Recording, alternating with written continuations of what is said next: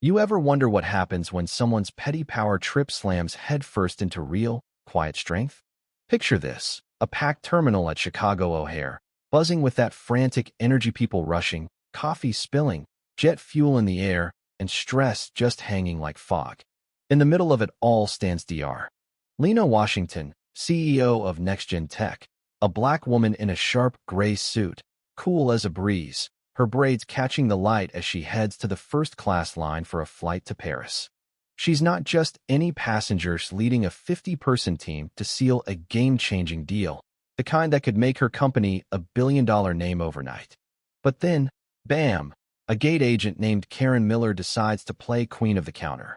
Karen's got that look, you know, the one that says she's been at this job too long, her smile more like a grimace. She spots Lena, sizes her up, soot, poise, everything screaming success, and still, her eyes narrow. "Economy's that way, ma'am," she says, voice dripping with that fake politeness, waving Lena off like she's lost. Lena pauses, her heart doing that quick, hot flip of anger, the kind she's felt too many times before in boardrooms, at conferences, in moments when her brilliance got overshadowed by someone's snap judgment. But she's not here to make a scene. She slides her boarding pass forward, voice steady. "I'm in first class, actually." Karen doesn't even glance at it. "Priority lanes for first class only," she snaps, smirking like she's won something. "Step to the right, please." Behind Lena, her COO, Marcus Lee, tenses up, ready to jump in, but Lena gives him that tiny hand signal, "Hold up, I got this." The line's getting restless, heads turning, phones creeping out to record. Karen's doubling down, her ego practically glowing. And Lena? She's done. Not loud, not dramatic. She pulls out her phone, types one quick message to her team, and hits send. It's like she flipped a switch. Marcus reads it, nods, and suddenly, 50 people, engineers, designers, execs, are packing up, laptops shutting, bags zipping, moving like a single unit. They're not boarding. They're walking away. Karen's smirk fades fast. "What's going on?" she mutters, but Lena's already stepping back, her eyes locking onto Karen's with this calm, piercing finality. "NextGen doesn't fly with companies that disrespect us," she says, soft but sharp. "And we've got a multi-million-dollar travel budget you'll never see again." The terminal's buzzing now, passengers whispering, the young gate agent next to Karen looking like he's about to faint. Word spreads fast. Some kid in a hoodie, a tech nerd named Jake, posts the whole thing online, and it's viral by the time Lena's team hits the exit.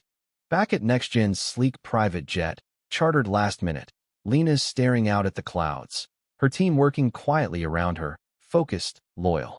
She's replaying it all, the cost of her stand-a six-figure flight, a delayed deal with a European tech giant, Synapse Solutions. Was it worth it? Marcus slides into the seat across from her, reading her mind. "The team's proud, Lena," he says. "You didn't just stand up for yourself, you stood up for all of us." Then her phone rings. It's Richard Hayes, CEO of Horizon Air's parent company, sounding like a man who's just seen his stock tank. "Dr. Washington, I'm horrified," he says, voice tight. "That agent's gone, and we're refunding every NextGen ticket from the past year. Plus, I'm putting $10 million into a new diversity program. Your company gets to help design it." Lena's not impressed by the groveling. She wants real change. "Send it in writing," she says, "and prove it's not just talk." The call ends, and Marcus grins. You just got a whole airline to rewrite its playbook. 2 days later, Lena's in Paris, closing the Synapse deal, her team unstoppable. But then she gets a report that stops her cold. Karen, the gate agent? Her daughter, Sophie, 15, has a rare nerve disorder, and the only treatment with a shot at helping her? It's NextGen's cutting-edge haptic tech. Lena's stomach twists. She sees Karen sneer again, feels that sting, but then she thinks of Sophie, just a kid, caught in her mom's mess. So, she makes 2 calls. First, to a hospital in Boston, donating 3 of NextGen's best systems. Second, to her CFO, setting up an anonymous grant to cover Sophie's treatment, no strings attached, no names mentioned. She leans back, staring at Paris's glittering lights, her heart heavy but clear. One silent text took down a giant. Another just built a bridge. "Man, what do you think of Lena's call? Was she right to help? Or Or should she have let Karen face the consequences?